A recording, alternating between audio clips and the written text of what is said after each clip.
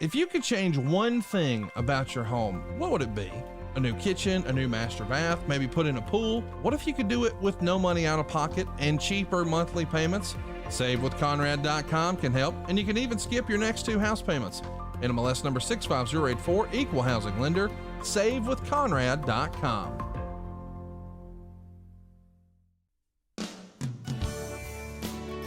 Hey race fans, Hall of Famer Darrell Waltrip here. You know it's time to drop the green flag on another edition of Leaning Right and Turning Left with Sadler and the Senator, powered by Pace-O-Matic. So, hey, pull those belts tight one more time. Here's my buddy Hermie Sadler and Senator Bill Stanley. Boogity, boogity, boogity. Let's see what they have to say, boys and girls. I'm Virginia State Senator Bill Stanley, and I'm leaning right. And I'm former NASCAR driver and Fox Sports analyst Hermie Sadler, and I'm turning left. Are you going to introduce yourself? Oh, I didn't know I had an introduction yet. Well, you might not after this. You were moving up the chain, but I think we're going to have to move you back. Shep Moss. I did not get the memo. Go ahead, because then I got to get a sponsor mention here. And I'm Shep Moss, and local welcome. town council member from South Hill, Virginia. Welcome to Leaning Right and Turning Left with Sadler and the Senator, podcast episode number 40, Hermie. Can you believe we're still doing this and they're letting us do it? And we're powered by Pace-O-Matic. And I also want to say that Pace-O-Matic is more than an entertainment company. They're part of the community, giving back, helping communities grow and thrive. That's why Pace-O-Matic is a proud supporter of the Smart Racing Tour and this podcast, because Pace-O-Matic believes in supporting the neighborhoods we work in. To learn more about Pace-O-Matic and the work we're doing, visit us online at www.paceomatic.com. Man, where are we? We're at a great place, aren't we? This might be the best one yet, Senator. Yeah, we're in your coach, your motor coach. Well, I wouldn't. I'd call it a minibus. I used to have nice, extravagant motorhomes. I think this is pretty top end. And we talked about that a few minutes ago. Now, just enough to get by. Well, we're getting by here, but we're at a famous racetrack, aren't we? We're at the famous historical North Wilkesboro Speedway in North Wilkesboro, North Carolina. As we're taping, today is Tuesday. The Sadler Stanley Racing Open Wheel Modified will be racing tonight under the lights with NASCAR veteran superstar Ryan Newman. That's going to be great. The Rocket Man behind the wheel. That's going to be great. And then tomorrow night, Jonathan Brown, who drives for us in the Smart Series, will be racing tomorrow night here at North Wilkesboro Speedway. So it's a dream come true, isn't it? It's when I drove in here last night, I hadn't been here since 1991. Been a long time. Yeah, it took a while for you to get here. I thought it was going to be another 20 years before you got here. Well, I had to stop and get ice because nowhere between Roanoke and Wilkesboro could our executive producer, Brad Tuesday, find any ice. No, but he could find Mountain Dew. He found a case of that, but he couldn't find ice. So that's Brad for you. We're here with Chad Monday, Brad Tuesday, our executive producer, but this is going to be an exciting 3 days. We're just getting it started. We got a race tonight, as you just said. Yesterday, we pulled in a little early before good old Hermie got here and saved us a couple spots. So we're going to have a reception tonight. We're going to have a barbecue catered in and hopefully have a lot of NASCAR friends of Hermie's here and a bunch of our race car drivers that race in the Smart Series Tour. They're going to be here. So we're looking forward to all the festivities. Got a cool neighbor coming, too. Yeah, we got Bobby Labonte that we're waiting on right now that we saved a spot here in the motor coach area on the backstretch of North Wilkesboro Speedway. We need to mention again, Senator, I know we glossed over it a time or two as we've done this show, but the reason we're here doing this podcast is because Pace-O-Matic, you and I started this podcast way before Pace-O-Matic came along. Right. You and I decided in Wintergreen one night, among other things, that we thought it would be a good idea to start a podcast, and we even started talking about the S&S Racing's Open Wheel Modified team. Right. We want to try to find some platforms to continue to bring our message to the people on what we were doing with small businesses, protecting small businesses, and otherwise. Yeah. And so after we got up and running, Pace-O-Matic comes along, and I just want to take the opportunity to thank them. Yeah. Michael Pace and Carmen, and Paul Goldine, the whole staff, Alan Joseph. Yeah. Look at that. We said that together. Mike Barley, they saw the value in what we are doing. Yes. It really a grassroots effort, not only on the podcast, but a grassroots effort with the modified race team, because you and I started last June. It's hard to believe it's been over a year since we stood on the steps of the Capitol and began our crusade to help small businesses across the Commonwealth of Virginia thwart off overreach by the government And big casino. and the casino. Right. And so this has been really kind of taking on a life of its own, the podcast, and people are listening, and we hear feedback from small business owners and operators. I get calls every day, Senator, as I'm sure you do, thanking us for using our platform in the stand that we have, the resources that we have, to be a voice for small business owners and operators that don't have that same opportunity. Yeah. So just the fact that we're here doing this podcast here and racing the Sadler Stanley racing car tonight, from where it started to where it's at now, it's really been cool. But it's all because of the goal of what we're trying to do, and that is protect and preserve the rights of small businesses. And the moral of that story is that if you have a couple cocktails and a mouse gets in your condo, you can do big things. Sure. And look at us now. And Hermie, I would tell you, although your crusade has been featured mainly on the skill games, I think that y'all's crusade has been an inspiration to small business owners throughout the Commonwealth, regardless of what their scope of their business is. That I think you've re-energized people. I think you've certainly brought awareness to all types of small business people. And I think that's certainly to be commended, not only with just skill games, but you're standing up for all types of small business owners. And not only that, and I think you've hit on a great point, Shep. It's not just about skill games. Small businesses are the backbone of society, America, and especially the Commonwealth of Virginia. And small business owners are the ones that are taken for granted by our government.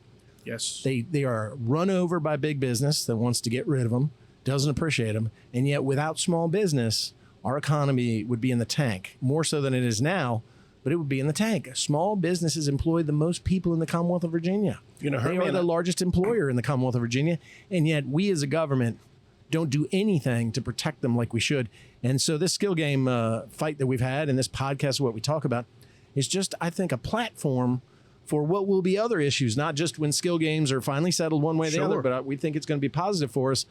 This is still a platform where the little guy has the voice. We're going to talk politics. We talk racing. We talk about things that matter to us as family members, to our family members. And we're just going to keep doing it. And if you look at the numbers, our popularity, we're so grateful and privileged that we've grown in the way that we have.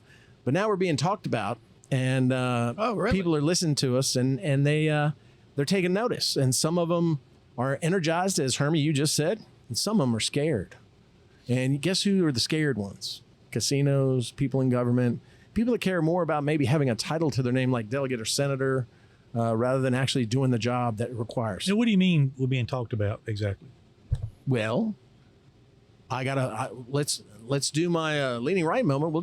Let's just dive into it. I got a call. Or how about your leaning right moment sponsor? Do you want to do that before? My leaning right moment is sponsored by Charlie's Waterfront Cafe in downtown beautiful Farmville, Virginia. Go get some good food, good drink, good fun.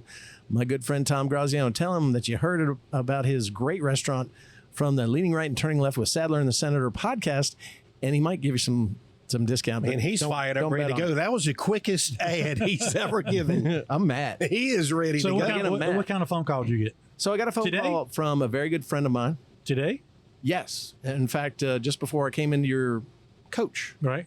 A call, which is, I guess some people get scared about this stuff, but rumor has it, or it be a rumor or be truth, that a certain newspaper is snooping around, believing that there's some kind of financial impropriety with me, with me not disclosing any income that I might be making from this podcast, which is pretty funny, on my financial statements. And certain House of Delegate members, perhaps certain senators on the other side of the aisle even, are trying to make a big deal out of something like this, that somehow you and I are in some shady deal because we have a podcast that goes out every week and we got a race team. So got that phone call. It made me laugh because what they were saying is that I had not disclosed any income, believe it or not, income from the podcast or from the race team. Anybody who owns a race team knows it's not even a good tax write-off, but they always said in racing, if you want to make $1 million, start out with 10 million. And so in that way, that's this. And then what we do here with sponsorships and everything else is just cost and expense. But our financial disclosure sheets, that's hard to say. Actually, we do them at the end of the year, at the beginning of the next year for the year prior. So even if we made money, I would disclose that if we did, if I had to, if it was required, next year. But they seem to think they're trying to make some stink here, Hermie. I guess, you know what? They're either scared of this podcast, because what we talk about, we talk frankly, open, truth. As you know, truth matters most to me. Yep. Maybe for those that want to run for office, and maybe even be worried a little bit about you, brother. Well, the thing that is the funniest to me, and I made this comment to you, is there's a certain group of people over there that think they can or want to control everything, not only in their own district, but they want to control what Bill Stanley does in Franklin County. They want to control who's running in Northern Virginia, who's running in Hampton Roads. I guess they're now trying to determine who's going to run in the 17th district.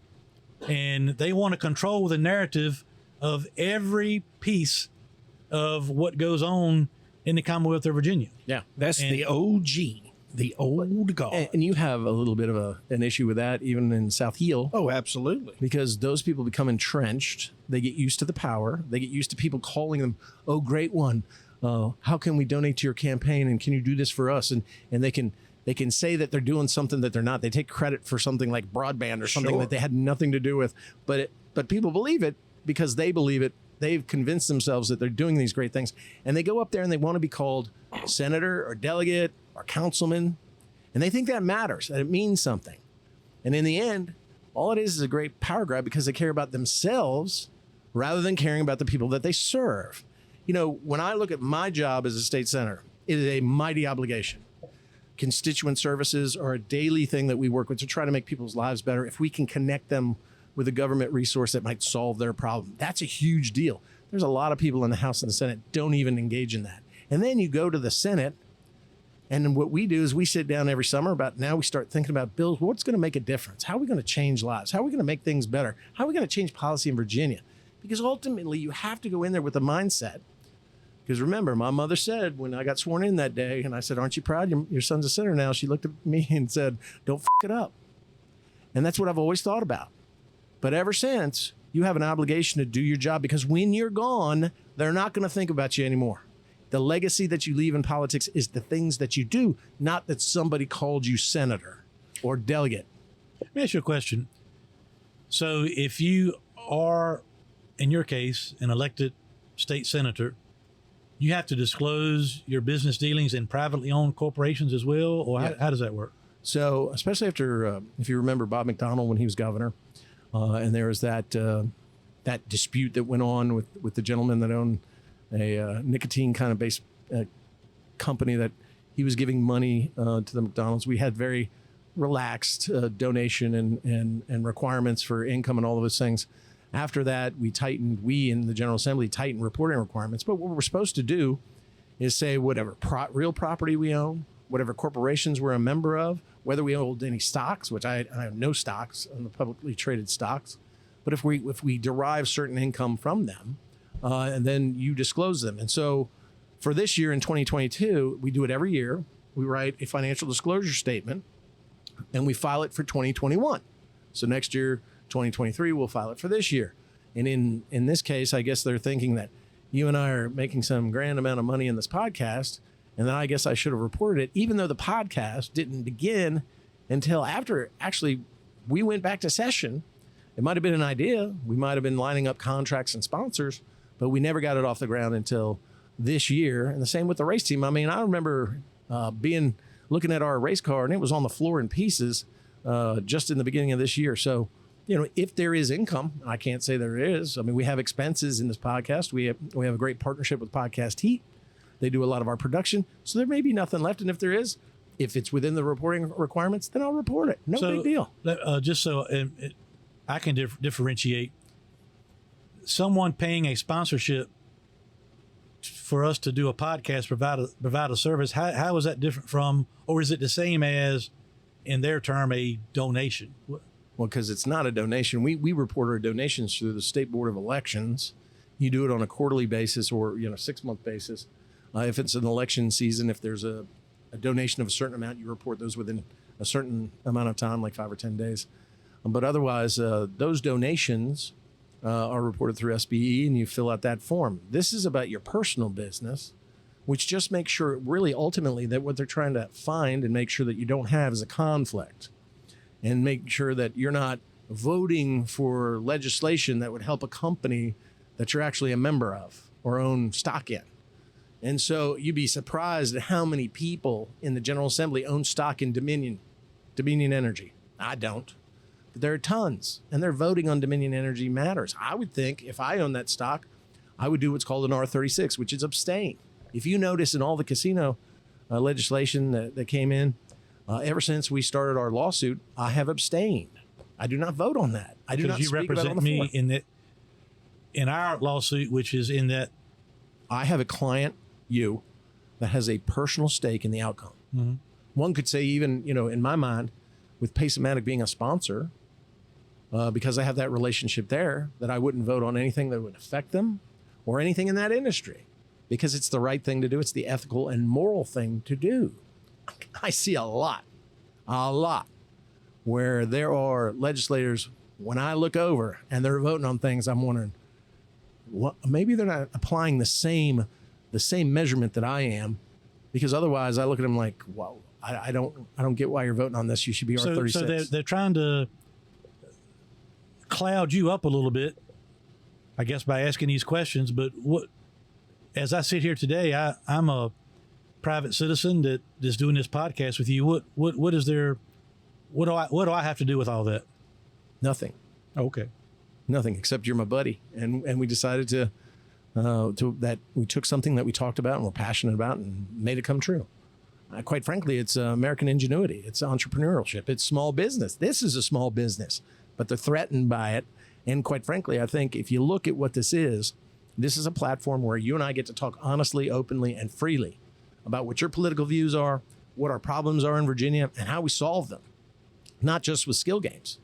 And I think the fact that you're considering running for the new 17th Senate District is scaring people. Like Louise Lucas, a sitting delegate that wants to run for that seat. I think that's what you got. I did. And so if they can dirty me up, yeah, then by proxy, they're dirtying you up.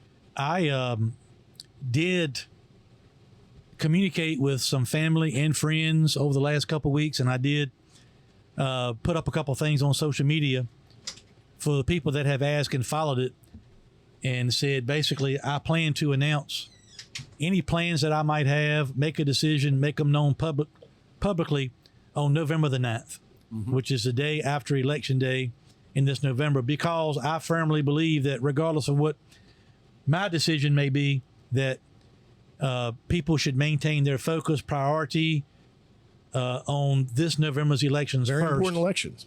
And then the following day, I plan to announce my future potential political aspirations on November the 9th on Wednesday. The funny thing is, when this came up, I was talking to my wife, and she always gets it. She always nails it right on the head. She's got a great political mind, even though she probably doesn't like politics like I do. And certainly there are parts of politics you don't like anybody. It's the dirty part. Yeah. But she said, you know what this is? She said, because you and Hermie, if you both got in the Senate, it would change things. In the same way, Shep, if you can change the makeup of the South Hill Town Council, You're right. it'll change things. And what they fear the most is change. When change is for the better, change is all of a sudden being accountable. Change is being transparent. Change is doing things for the people, not for yourself. That's the change they're afraid of. They're afraid of you, Hermie, being like me, speaking your mind, not putting up with crap, not going along to get along. Yeah. And that's really what scares them. But you notice, all those are a part of the old guard. And that's a part of the old way of doing politics in Virginia that hopefully that we all outlast, and that changes, because it needs to change. A democracy needs those type of people to basically be to be willing to do things differently, because government is not a piece of granite. Government is a fungible object that should be able to change, to pivot where need be, but also be responsible, because it is government that works for the people and not the other way around. Yeah, I've never really, as I said before, I'll say it again, then we'll move on. It just seems to me that there's a group of people that want to control everything, including whether or not I may or may not run in a primary for the 17th senatorial district, which I live in. And so I have every right to do that. I'm certainly not going to be persuaded, dissuaded, bullied in any way, especially. And I was having a conversation last week with somebody that I've been relying on for advice and things about, learning more about what would be involved in a run. And we started talking about endorsements. This guy says, this person endorsed this person, and you need to call this person about endorsing you, and go see this person about endorsing you, and all that. And I said, listen, this might be why if I ran, I'd never win, because to me, it's not the right thing to do for me to go out and call, beg, plead for people's endorsements. Right. For me, it would be about me going out, telling my story, why I'm doing this, what I think the issues are, listening to the people across the district, finding out what their issues are, and getting back within with possible solutions and things to help the people of my area. It should be about what the people that are voting want, not what a senior's elected official or a senior or a delegate with seniority or a senior or a senator or a delegate that's on a bunch of committees. Right. Those endorsements are not important to me. What's important to me is, are the voters going to vote for me? And law enforcement, sheriff's deputies, chiefs of police, state police sergeants. Those are the kind of endorsements and people I want supporting me, not a politician in Richmond. Yeah, and I think that's excellent thinking. Ultimately, an endorsement, the only endorsement that counts is the voter's endorsement. Right. Here, I think it just makes the politician feel good. Look at this big list of people that support me. I find them to be meaningless for the voter. Ultimately, I don't think a voter goes, Tom Smith likes you? Well, then I'm voting for you. You might have one or two, but that's not going to sway an election nor an electorate. I've been going around and visiting and speaking at some of the committee chairman meetings across the district. Mm-hmm. And I had one of the committee chairmen not tell me, but tell someone with me that they were glad that I was there. Nice to meet me, nice guy, but they were going to support someone else. And I'm like, that's fine, because a committee chairman is not ultimately going to decide who the people vote for in that area. To me, right. It's once I go talk to the people can decide. It's not going to be, I'm not trying to win a popularity contest with a committee chairman. I'm trying to explain my position and why I'm compelled potentially to do this and try to be a voice for our region that we have not had in the last 20 years when it comes to the Senate of Virginia. Well, look, the bottom line is those endorsements, they are what we would call niceties. They're not necessities. Yeah. So window dressing. Look at you. Yeah. Oh, exactly. I can come in every now and then. So look, just go to the voters like you're doing. And I can tell you one thing that you touched on earlier. One of the candidates that's running in South Hill is running on the platform of being approachable, not being arrogant, not being entitled, not being part of that old guard. And that just extrapolates all the way up to what's going on in Richmond, exactly what y'all are talking about. But you're at the local level. That's where the heat is hottest, as they say. And that's where we have got to get people to run for the school boards, the county board of supervisors, the town councils. We have got to get people involved that are willing to get off of the sidelines, stick it out there, try to make a difference. And hopefully that change can be pushed all the way up to the state level and ultimately all the way up to the national level. But if we don't start at that grassroots local level, it never gets to the national level. Well, and I think ambivalence has gotten us to this point where government is acting the way it's acting because it can get away with it. I mean, if you look at some of the things, even like Hunter Biden, I mean, nobody could get away with that stuff. If we were Republican, nobody should be able to get away with that stuff. Anyways, the China connections, all this stuff, which is just dirty, dirty stuff we seem to take for granted because we're ambivalent. We're in a malaise. Well, you know what? Action is required and involvement is required. So you got this phone call. So what else do you plan to say or do, or I mean, what does this mean in the big picture? I may call the paper that is supposedly looking and say, what do you want to see? Show them. The one thing that I've always learned, and I'm sure, you've had the same thing because you've been not only the reported on, but the reporter, is that the best you can ever do is just be honest and open. Yeah. Tell them exactly what's going on. Even if it hurts, you just got to tell them what's going on. And so that's where I've always created those relationships with members of the news. There are a lot in my Republican caucus who are like, I don't talk to him. Why? Well, because he's with the Richmond Times. Well, come on. He's just doing a job. And maybe he writes something bad. Maybe it's slanted. So what?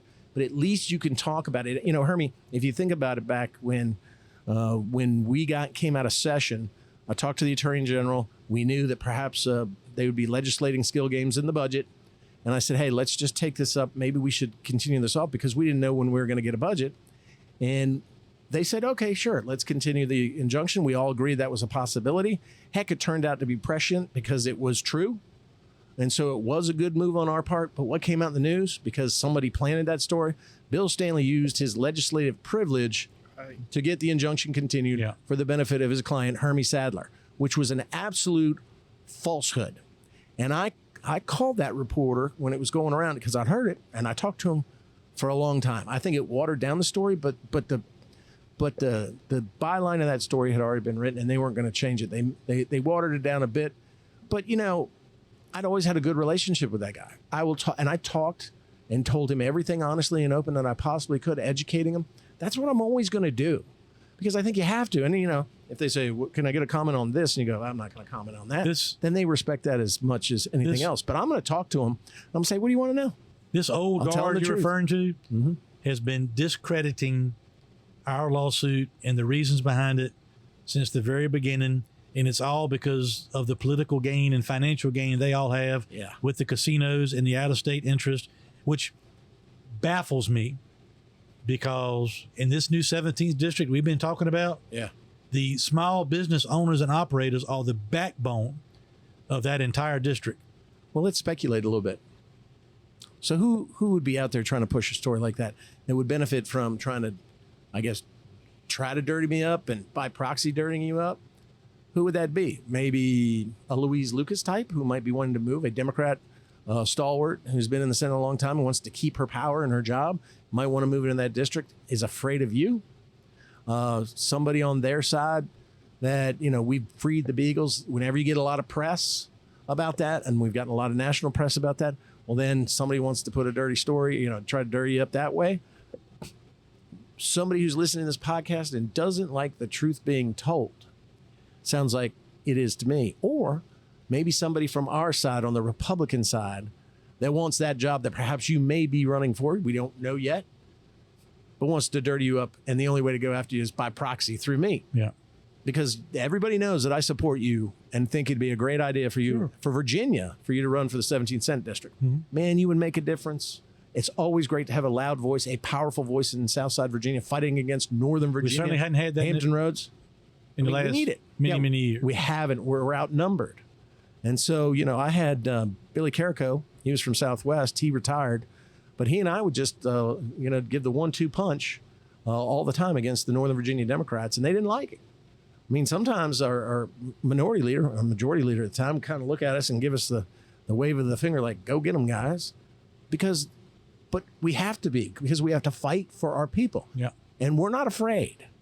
I'm not wondering, well, what I'm going to say on the floor going to be received well or reported wrong, or, a lot of people are thinking about themselves. I'm thinking about all of those hundreds of thousands of people that I represent, even outside my district, who claim Southwest or Southside Virginia as their home, because it ain't Northern Virginia, thank God.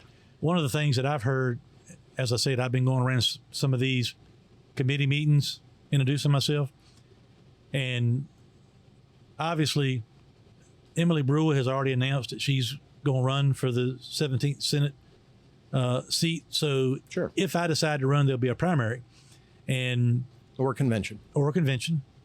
So, and I've been told twice by people in these committees, and I mentioned this on the podcast maybe a month or so ago, that last election cycle, when Otto Waxman was running against Rosalind Tyler, it wasn't even me, but my dad donated money to Rosalind Tyler. I donated to Otto. Our business donated to Otto.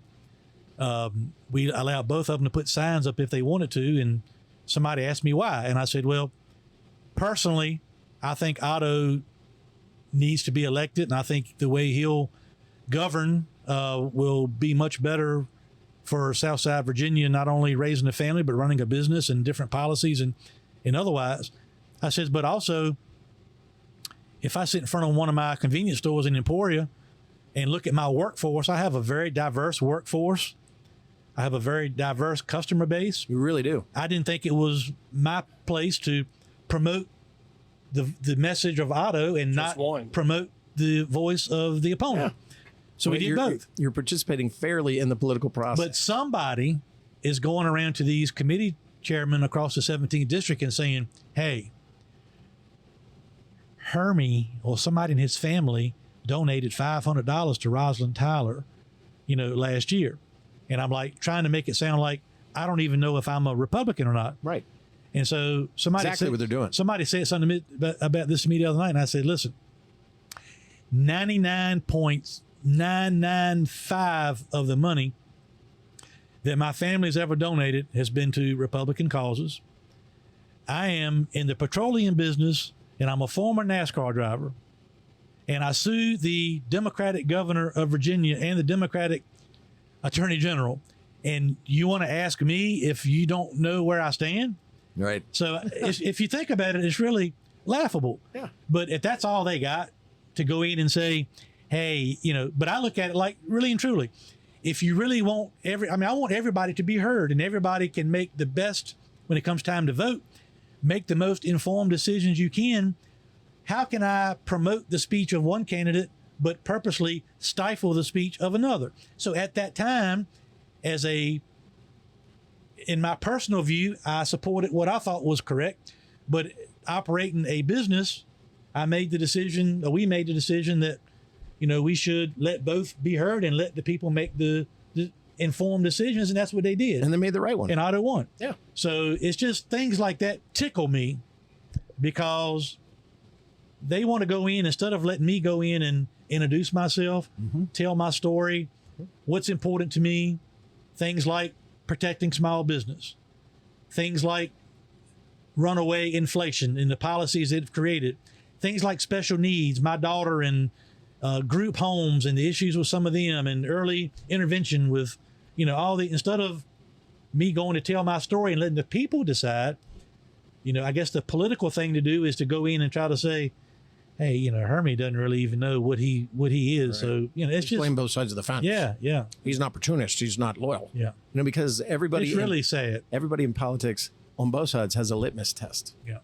Which is ridiculous, I think, because, okay, there are some Republicans in Northern Virginia that aren't as fervent about the right to life that I am.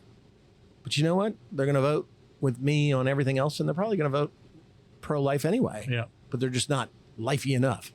I mean, look, we all have our issues that we're especially passionate about.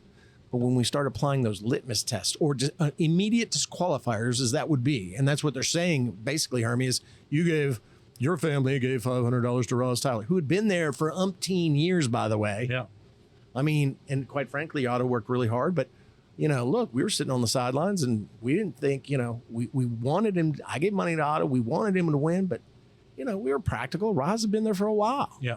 And so, and she had established, people, there were Republicans voting for Roz because she had been there for so long and she was the only option. So, but they want to make a mountain out of a molehill. That's what they're going to do. And the second thing is hypocrisy. I mean, think about it this way. What you're going up against, if, let's say, Louise decides to run the 17th Senate district, or what you're going up against anyway because of the Democrat caucus in the Senate and in the House. Louise Lucas, who has this red hot Twitter page. She hired a guy to write her Twitter page. Yeah. So it's not like she's writing it. But she put this on her Twitter page just this past week, and I thought it was worth noting the hypocrisy, because I always say at the floor of the Senate, hypocrisy has a name. Well, today it's Louise Lucas. She posted a picture of herself with Mamie Locke, Senator Locke, Democrat, love her to death. Really do. I love Mamie. She was with Kamala Harris. Don't like Kamala Harris, don't know her. And she's also with Senator Jen McClellan, who Senator McClellan and I have worked on school modernization issues on school discipline issues. I love working with her on the issues that we can find agreement on. She posts this on her Twitter page, that picture, them sitting with Kamala Harris. And this was her quote: "Black women leading is what will get our country out of the mess that Republicans have created." Now, if you look at that, break down that statement, here's the two problems I see. She's sitting next to Jen McClellan, who ran for governor, a black woman. Jennifer Carroll Foy ran also for governor, a black woman. Historic if they were elected. First black woman ever elected to governor. Well, Louise didn't support them, did she? You're exactly right, Hermie. You know who she supported? An old white guy. Yeah. Terry McAuliffe. Terry McAuliffe. So, black women leading is what will get our country out of the mess that Republicans have created. Number one, she didn't even support, historically, a black woman who would have been the first black woman elected as governor of the Commonwealth of Virginia. Second, she does everything she can to upset one of the greatest lieutenant governors we've had, the first black woman lieutenant governor, Winsome Earl Sears. Does everything she can. I watch it from the floor of the Senate. They try to mess with her. They will not give her the respect she deserves. And then the third thing that I see here, if hypocrisy has a name, is that black women will get our country out of the mess Republicans have made. Republicans have made. Oh, yeah, the higher gas prices. Republicans. Oh, wait, before there was a Democrat president, we had the lowest gas prices ever. Before we had a Democrat president, we had the lowest unemployment in our ethnic communities. Hispanic communities, highest employment rate, highest wealth growth. Same in the African American communities. Highest educational attainment. Home ownership. Graduation rates went up. They get in, and it's all handout time and suppressing a vote that they expect in their area. So this is a mess Republicans have made? I think not. This is a mess that Democrats have made at every level. They made a mess when they were in charge, when you had a Democrat governor, Democrat House, and Democrat Senate. For 2 damn years in the Commonwealth of Virginia, they made a mess of it. And now we're seeing the mess they're making of this country in just less than 2 years with Joe Biden as president. So, I'm not going to say a pox on all your houses, but hypocrisy has a name. And that's also what you're fighting against. And that's what we're fighting against, too. Yeah. It's, I saw that, and I really thought it would have been a great opportunity for Senator Lucas to support one of those female candidates. And quite frankly, either one of them would probably have been a better candidate than Terry McAuliffe, in my view. Yeah, no, I totally agree. I give Senator McClellan, who I've never met, but I was watching one of these committee hearings one time when they started having a discussion about skill games in convenience stores. And Senator Janet Howell pretty much says, we're getting rid of skill games. We're banning skill games. We're doing A, B, C, D, and E. Not even really taking in consideration how these small business owners were going to be able to survive, maintain, just keep people on payroll, all that during the pandemic. And I'll give Senator McClellan credit because she stood up against Janet Howell and said, Senator Howell, you have to realize that this is a pretty significant amount of income that we're going to take away from these small businesses at the worst possible time. We need to keep that in mind. And of course, Senator Howell comes back and says, well, those people need to find other ways to make money. Yeah. And see, Jen McClellan does stand up for the little guy, always has. Yeah. I mean, she really does. She has a heart of gold when it comes to that. Of course, we disagree on how that gets accomplished sometimes. Sure. But when we find agreement, she's the first one to rush right next to you, go elbow to elbow, and stand with you. Yeah. She not only talks the talk, she walks the walk. At least she has some compassion for how what they are doing is actually going to be a negative impact on the ground level. When the rubber hits the road, you might say, on some of these policies, at least Senator McClellan at that time understood it and was willing to speak out in favor of it. And she doesn't do knee-jerk reaction politics like Louise seems to be doing on her Twitter page. I mean, if you look even recently, we had 3 members of the General Assembly die kind of in close succession. One was Jack Reed, Charlie Waddell, and Jane Woods. Jane Woods was a Republican from Northern Virginia. who passed away. She was a lobbyist too, a very nice lady. All of them very nice people, and I like Louise too. But still, so then she posts on Twitter to try to make something into something that it's not. She tweets, "This week we lost 3 former members of the General Assembly: Jack Reed, Charlie Waddell, and Jane Woods. But when Governor Youngkin ordered flags lowered, he only recognized the 2 men. Incompetent staff, or does he not think women should be honored?" So she's saying, see, he's not honoring a woman who served in the General Assembly. He's a sexist. Remember, they want to put it out there. They want to give that titles. Well, then Governor Youngkin's staff just responded, "I'm sorry, we're lowering it the day the family requested. That is Jane Woods' family. Flags are scheduled to be lowered for Senator Jane Woods on the day of her funeral service."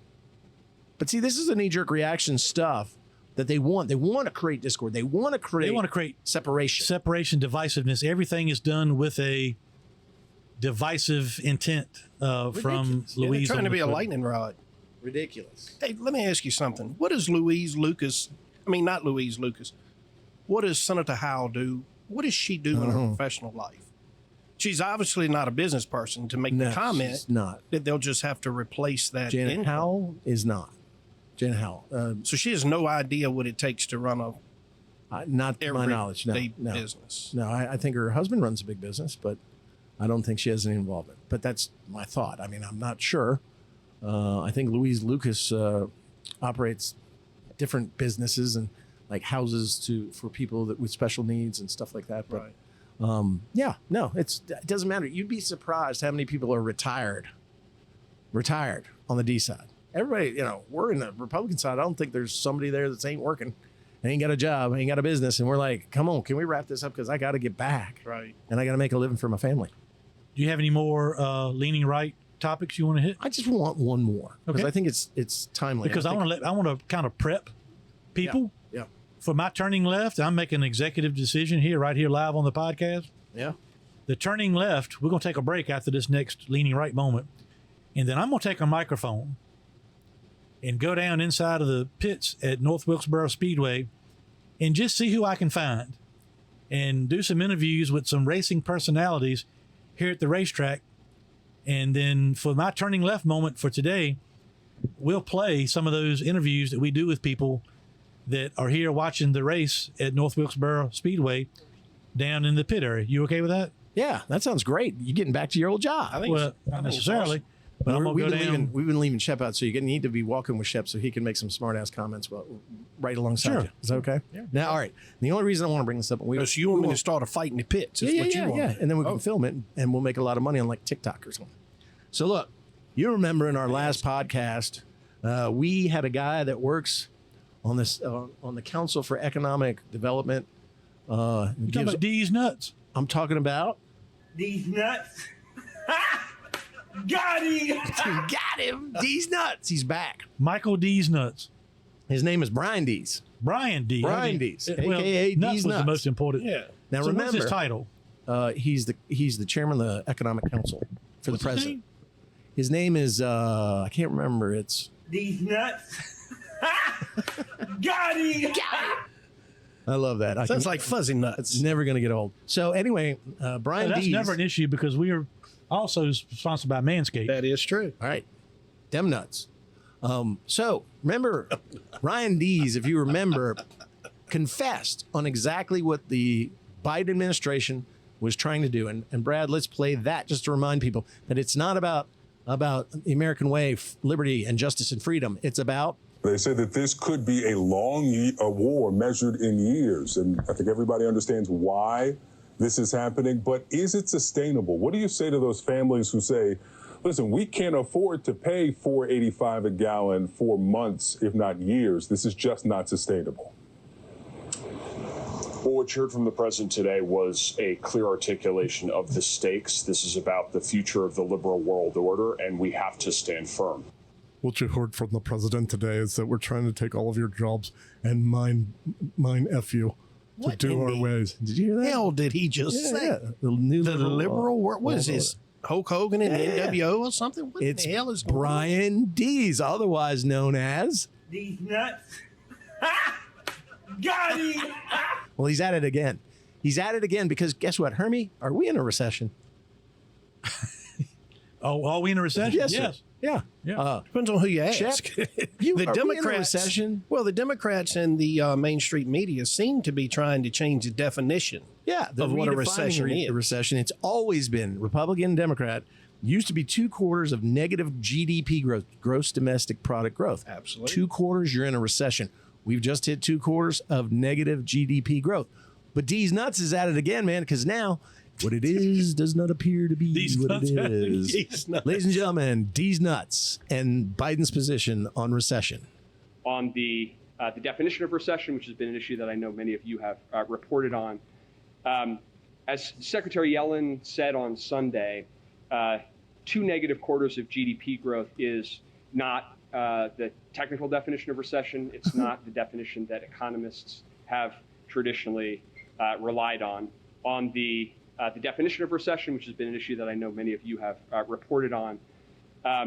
As Secretary Yellen said on Sunday, 2 negative quarters of GDP growth is not the technical definition of recession.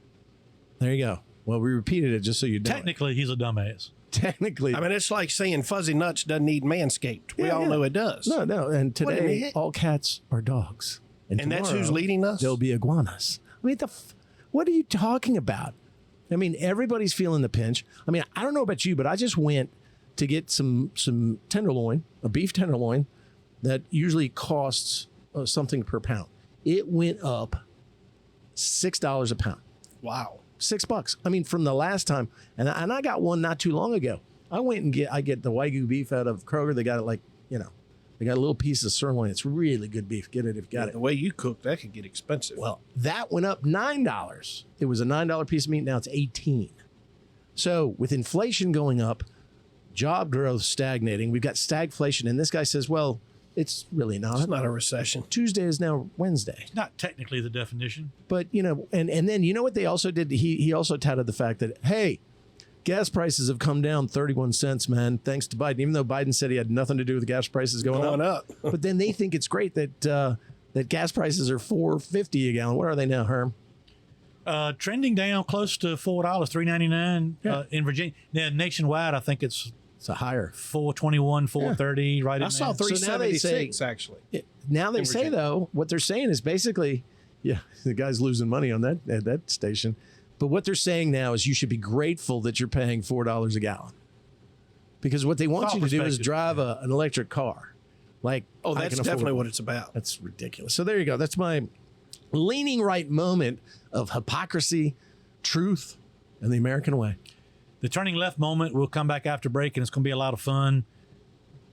I'm going to take the mic, go down to the pit area, get some interviews, because it's supposed to be a who's who of racing personalities and enthusiasts. So we're going to go down and see who we can get them on. And then who's that sponsored by again? What's that? The turning left moment? I'm going to do that when we come back. I'm not going to let you manipulate me into pissing off the senator. Well, I mean, yeah, somebody's bed's going to get short-sheeted in the camper tonight. I mean, it's a great sponsor. It's a great sponsor. It is a great sponsor. I totally agree with that. But, I'm excited you're getting back to what you did best. I mean, part of what I used to love watching NASCAR on Fox was your pit interviews. So these are going to be great. He always brings with it, maybe even sing maybe a Donny Osmond song. Maybe that's in your future. Why Just not? like before?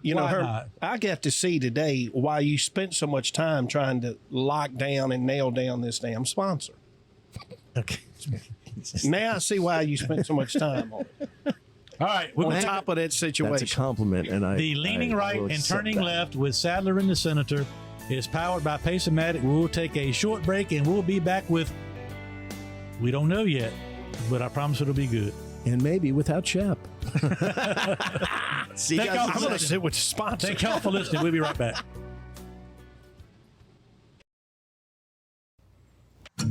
Hi, folks. This is Hermie Sadler. Thanks for listening to our all-new podcast, Leaning Right and Turning Left with Sadler and the Senator.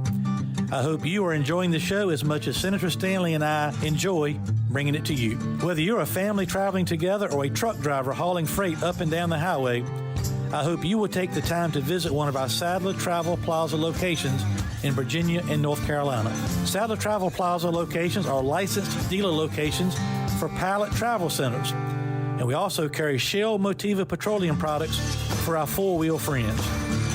We pride ourselves on providing one-stop shopping for service, food, and entertainment. Our food options include Five Guys Burgers and Fries, Quiznos, Dairy Queen, Hermie Sadler's Faux Show Bar and Grill, Victory Lane Restaurant, Hunt Brothers Pizza, Dunkin' Donuts, and much, much more. Our locations include Sadler Travel Plaza in South Hill, located off I-85 at Exit 12. The Sadler Travel Plaza of Emporia, which is conveniently located on Exit 11D off I-95, and Sadler Travel Plaza on Highway 58 in Suffolk. We also have our North Carolina location, Sadler Travel Plaza in Dunn, North Carolina. That's Exit 75 off I-95. We appreciate all of our customers. And Bill and I appreciate you listening to Leaning Right and Turning Left with Sadler and the Senator, powered by Pace-O-Matic. Hey, this is Bill Stanley, Hermie Sadler's sidekick on this podcast. When I'm not in Richmond at the Capitol or doing this podcast, my real job for the past 27 years is as a trial attorney with the Stanley Law Group. Here at the Stanley Law Group, we represent our clients in every courthouse in the Commonwealth. No problem is too small for us to solve. No case is too big for us to win. Whether it's criminal charges, traffic offenses, civil disputes, litigation matters of any sort, we handle it all. We make sure that we treat every client like family because they are to us. Your problem is our problem. Your success is our success because we hate to lose more than we love to win. And believe me, we win a lot. Don't believe me? Go ask Hermie. I'm his favorite lawyer, and he hates lawyers. So give us a call at 540-721-6028 and let us help you. Or visit our website at www.vastanleylawgroup.com. That's www.vastanleylawgroup.com. At the Stanley Law Group, we'll make sure we're the lawyers that you swear by and not at.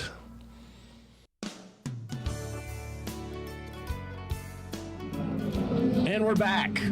I'm Virginia State Senator Bill Stanley, and I'm leaning right with a hoarse voice, and we'll explain why with my good friend.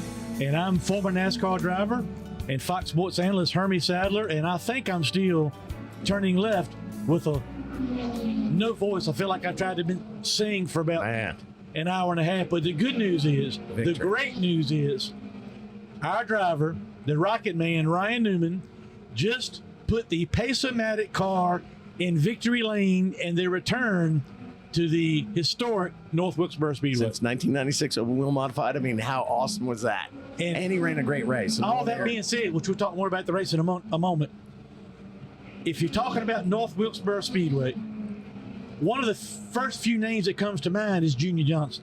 Absolutely. He lived here. One of the men that worked with, worked for, friends with, mentored by, I'll let him finish all these stirred the steel adjectives. But one of my best friends that I ever had from my life in racing, and I have a lot, the one, the only, Hollywood Jeff Hammond. Man, Hollywood. Finally, we get a good guest here. Well, you know, the thing is right now, I feel like I should stand up and bow and kiss his hand or something like that. I don't normally get an introduction quite that grand. Well, and don't worry, that's what we got Shep Moss here. He kisses his ass all the time. Look, I'm an ass kisser. But I got to tell you, Hermie has delivered yet again. Shut your ass. He has delivered another all-star guest. I can deliver like a historic political figure like the Lieutenant Governor of Virginia, Winsome Sears. Okay, I get to say who was that. Wow. So there you go. Okay. But to have you here is great, and just an amazing night, and to have you here kind of caps it all off. So before we get started, you know, Jeff and I, of course, been around racing. You tell me how long. Well, I've been coming to this racetrack since 1972. Wow. 1972. Yep. Well, I got kind of connected with Jeff later in his career as he transitioned over into television. But we worked together at Fox Sports probably 15 years. Oh, no longer than that. I think it was longer than that. 15 to 20 years, whatever. Probably getting close to 18 at least. You guys were a great 1-2 combination. Yeah. But more importantly than that, there was never an event that I had or anything that I needed Jeff to show up at, a charity event, any kind of initiative. He showed up every single time. True And for friend. that, I thank you. Well, True I'm friend. always glad because again, we're family, and when family needs help, you go help. I mean, I sincerely mean that and believe in that. He's got a great family. We're going to leave Elliot out of that. But, sorry, Elliot. But at the same time, you know, I just believe in his cause, and I love the fact that, you know, he invites us, to, you know, to give us that opportunity to see his side of the world and for us to be able to help others. I mean, that's what it's all about, you know, sharing and caring, and I enjoy that. And I've always loved hanging out with this guy, whether we were doing deals at the racetrack or going to someplace and getting in a wrestling match. I mean, it was just one of those kind of things. He's got a heart of gold. Let me tell you something. It's an honor to represent his wife against him to make sure that we get all that Sadler money from Sadler Oil Brothers. Sadler Brothers Oil. Jeff, how do you think Senator Sadler would sound? Scary. Hey, and I just thought of something else. I see him as a race car driver. It's actually, Senator, it's actually after 8 o'clock. Yeah. So maybe we can get some of those stories that we don't get because Hermie we're says always we cannot talk about taping anything that he before ever did 8. after 8 p.m. when he was a racer Jeff or is- an announcer. Jeff is bound to have a story. But you got to understand something, guys. That goes all the way to the West Coast. So you're a few hours short here. Oh. Am I not right? Hermie? Jay, Hand me my phone. Hermie, It's like am I 3 not right? Technically. Technically. No, Technically. Yes. might be opening doors here. I was trying. I want to hear, Jeff, what your thoughts are, first of all, on us being back to North Wilkesboro after all these years. But before we do that, I want to let people know that my turning left moment, which is what we're getting ready to do, my turning left moment is sponsored by Laura Stanley with Vista Installations. That's Senator Stanley's wife. Okay. Laura has been running a successful window and door installation company and For Lowe's. babysitting politicians for over 12 years. Now, I'm just guessing, Jeff, you probably know a little something about getting sponsorships, right? And how long it takes and how sometimes you have to court them and just stay on top of them and really drill down as deep as you can and just harness them sometimes and don't let them go to make them commit to say yes, right? That's what Hermie had to do To Bill's wife. to get that sponsorship. Well, I mean, he nailed y'all, right up against you the guys wall. were, you know, talking about working for Junior Johnson for so long. We always used to say, anybody that worked up there, we went to the University of Rhonda at Ingle Hollow. Okay? And Junior Johnson was a professor. And with Junior, he always had a secret method of getting people to sign sponsorship contracts. And it really wound up being the fact that which is now legal, is his Midnight Moon. Yeah. I mean, he would give them moonshine, get them drunk, Oh, I didn't and need that. get them I didn't to need sign. that. Hermie's got something a whole lot I more just addictive than winked at Laura like that. No, and hey. Here we go. he's got something more addictive the stories than were that moonshine. Junior Johnson, his wife, would make that breakfast. Yep. And everybody'd show up. Oh yeah. And that was the moment of family. That was the moment of coming together and getting things done. And that was the glue that held everybody together. I mean, I've got friends of mine who ran moonshine in Franklin County. I had the pleasure and honor of meeting him through one of those guys named Duck Smith, who ran with him. Right. And as much as what it was not just fun, but it was family to him. And he really made that clear in the one time that I got to meet him. And so it had to be one of those moments that you treasure. And that's history that can never be repeated. No, it can't.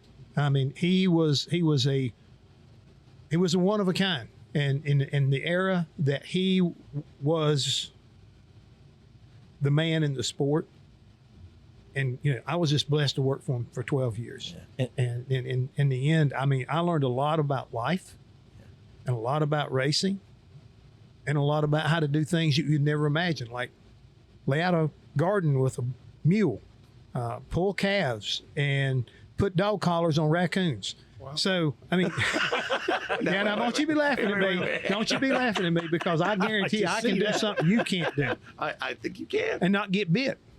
Really? Yeah, Can you do it again? I sure can. think I we mean, might that's a try that. lesson you do not soon forget. And also, I know how to knock a coon out of a tree once the dogs tree it. So, I mean, there's an art to that, too. When you get up in that tree, you ain't got a lot of moving around. I think this is part one of maybe a longer podcast later. But, you know, it's ironic, and it's also kind of special that we're sitting here in the motor coach lot at the first race at Wilkesboro. And over top of us, just to our right down here, is the Junior Johnson grandstand sign, which is in disrepair. But you only really see Junior and but you know what it is. It says Junior, and that's the reason why you see on my shirt right now, Junior Johnson and Associates. I mean, you know, you always hope that in life that you leave a legacy. His legacy is everlasting, and no matter what it was, you know, one of the greatest photos I've ever seen was when he got caught running moonshine. Oh yeah, and it's his picture. But to see where he was and to see what he did to build this sport and to see the legacy he leaves, man, unbelievable. You know, it's like John Wayne was the Duke, Elvis Presley was the King. I mean, Junior Johnson didn't get that name, the last American hero, by accident. No. I mean, he had a life that a lot of people, number one, probably wouldn't have survived. But not only did he survive it, he turned it around and grew it into something to where he was remembered when it came time for the NASCAR Hall of Fame of being in the first class. Absolutely. I mean, you can't be, I think, celebrated any more than being told that you, along with the French family, are who made NASCAR. And he did. I mean, a lot of people may not realize that, but he did. Now, it's like peas and carrots. We're back at North Wilkesboro Speedway. And God bless his memory and God bless his soul. Well, first time to see him again soon. Since 1996. What does this place mean to you, and what did it feel like? Now, I know you've been back several times during the revitalization process, but what did it feel like for you today to come back to actually see race cars on the track and people in the stands? It was almost surreal because of the fact I couldn't believe that we were here and I was getting ready to watch those modifieds get turned loose for the night's race. I mean, I'm seriously, I mean, whenever time I hear a national anthem in a racetrack, I start getting butterflies in my stomach. But I was up in the press box, and when they were coming around to take the green, goosebumps, chills, excitement. And when they gunned it up, what really got my attention more than anything else was all the hollering inside the press box, and the roar of the crowd drowned out the roar of the engines. Yeah. And I mean, when you look down there and you saw that packed grandstand, and everybody gonna say, well, you know, you had about almost maybe 9,000 or 10,000 people. But the thing was, they were committed, they were excited, they brought their families, and they were here. Yep. And they were supported this place. And I've been here since day one when they were cleaning the place up and having to basically cut the jungle from around this racetrack so you could see it. I mean, the first responders how came bad up shape here. was it in?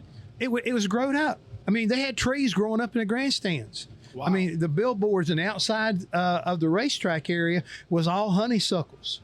I mean, and cedar trees. I mean, it was terrible. It was all, you know, how kudzu will grow up in a chain link fence. Yeah. I mean, you couldn't see all the damage that people had come in here and breaking out windows and burning stuff. I mean, this place was in rough shape. But the first responders came in here before the sun came up and before it went down. They transformed this racetrack back to some of her greatness. And honestly, you could have blown this racetrack off that evening and lined them up and raced them. Now, you couldn't have all the people in the grandstand, but the racetrack itself was in pretty darn good shape. They haven't done a whole lot to this track. No. So they're going to use it like they're doing now, get a couple races on it. Now they're going to take the asphalt up, and then they're going to chew up the dirt underneath it, which is the original dirt track that was here. That's a great idea. And they're going to see what it looks like in dirt configuration. We're going to race some dirt cars here. And then we're going to go back to the same asphalt company, what I understand, that still had the formula that they put on this racetrack. And that's part of the magic. This place has got to be a little bit like Darlington or Rockingham for it to be really North Wilkesboro. So if they come back with the same aggregate and everything and put it back down, and the other thing is it's still going to be running uphill on the back straightaway and downhill on the front straight. Nothing like it. Nothing like it. It's very unique. So, and it's very what special. are the future plans? But you know, with Darlington, 5 years, 10 years now, what do you see going on at this racetrack? I mean, can they sustain the interest in this track? Because you saw it with Darlington. Yeah, I mean, you know, you've seen it with, Rockingham. It's a great opening, but how do you keep the guys going here? Short tracks are so important. How do we keep this going? It's all about the fans and the media and the hype. I mean, you get excited about.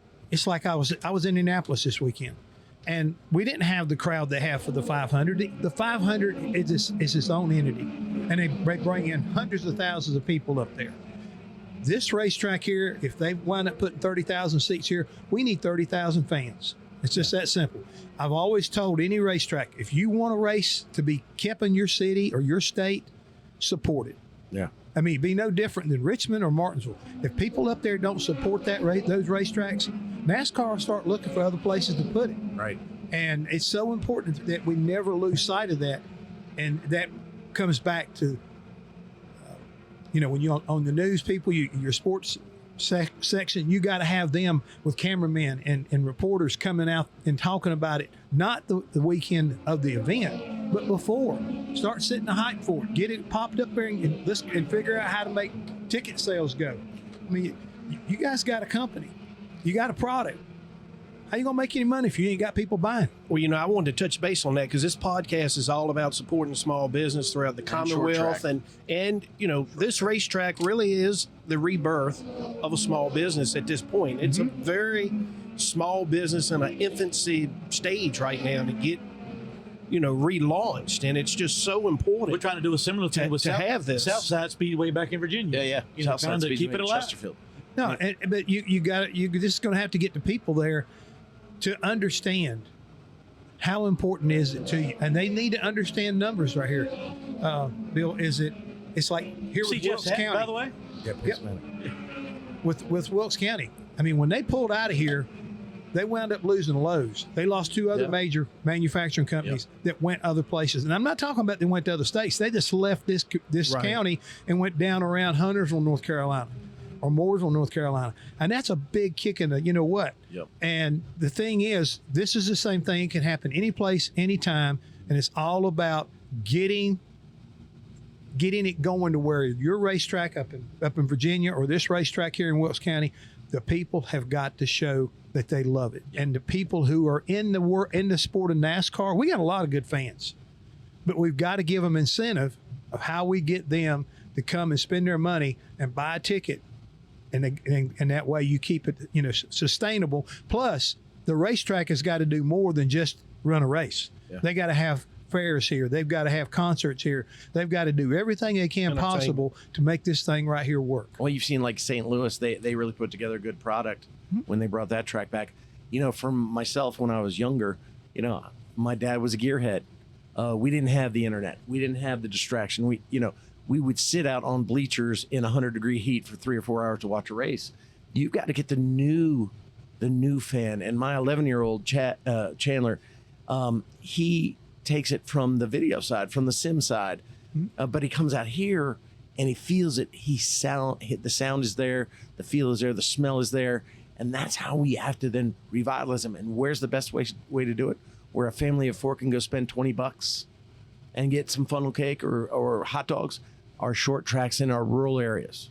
Yep. We have to save them. If we're going to save the sport and grow it back again, it's great that we got the next gen car. It's great that, we're seeing some better racing in NASCAR, but you got to start at the grassroots again.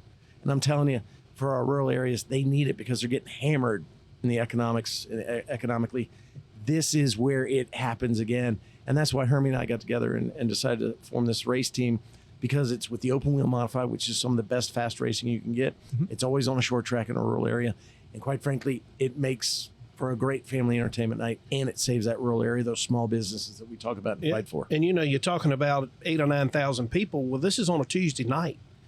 I think that's just a great turnout for this track on a Tuesday night. For that many people to come out, huge success. All right, so how many races did you win here, and do you remember any of them? The last one, what really stands out to you? The one here in 1991 was very important to me because that's when we started Daryl's race team with Western Auto, and we got a big win here. And what was the key to have a winning Cup car back in those days? Was it obviously forward drive and grip was always a Moonshine. premium here. But what made it good other than, I know Darrell obviously had a lot to do with that. Yeah. Well, you got to have somebody that's got a lot of finesse. I mean, because you listen to him on the broadcast, you got to be able to drive it like you got an egg under your throttle. And in that way, you keep them spinning your tires and you save your tires in that process. And then one thing that we always we really strive for at here, Richmond, and I'm talking about the original Richmond and Martinsville, was how the car drove straight up off the corners. You'd be able to come off the bottom and drive it straight at the flag stand and be able to turn it back in and float it down in the corner where you're not, really overworking the right front tire. And, this was just kind of like his forte. And fortunately for me, working for Junior Johnson, and then Cale Yarborough was our driver when I first came to work up here. He did that. I mean, Cale was very good at the same time, just like Darrell was. All right. So what was the key to the success you had? I know obviously Darrell had a big hand in doing that. But what was the key that you had to get your race car to do to have a chance to win at this racetrack? Well, we really prided ourselves on Darrell always was very conscientious of driving any race car, no matter what short track we were at, with like a egg was underneath the throttle. And the other thing was making sure that when the car turned, that it get it to rotate where he could drive it straight up off the corner toward the flag stand at any racetrack. And if we could do that, then that way we weren't leaning on the right front tire, we weren't buzzing the right rear off of it.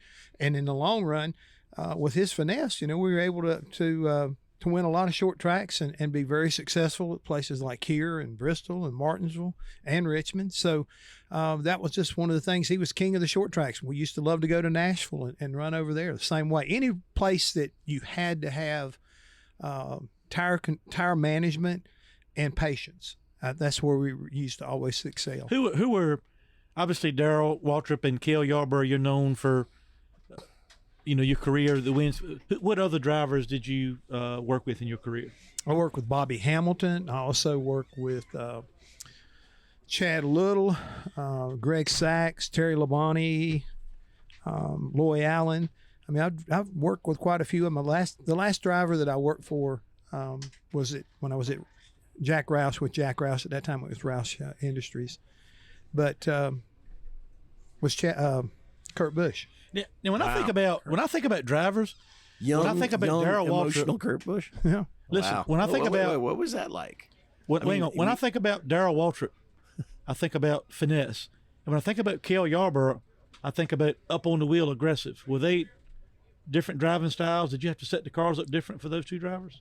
The one thing that we were able to, we had to kind of work on more with Cale was, and you can appreciate this, was working on the squirters and the carburetor. So when he jumped back in the throttle, he didn't, dump a bunch of fuel in there and light it up. Mm-hmm. We slowed everything down on the short tracks. But Cale had quite a bit of feel up with the car back then. And you also got to realize that, when in his heyday, was when we were still running the real wide, big, long wheelbase Monte Carlos and stuff like that. Mm-hmm.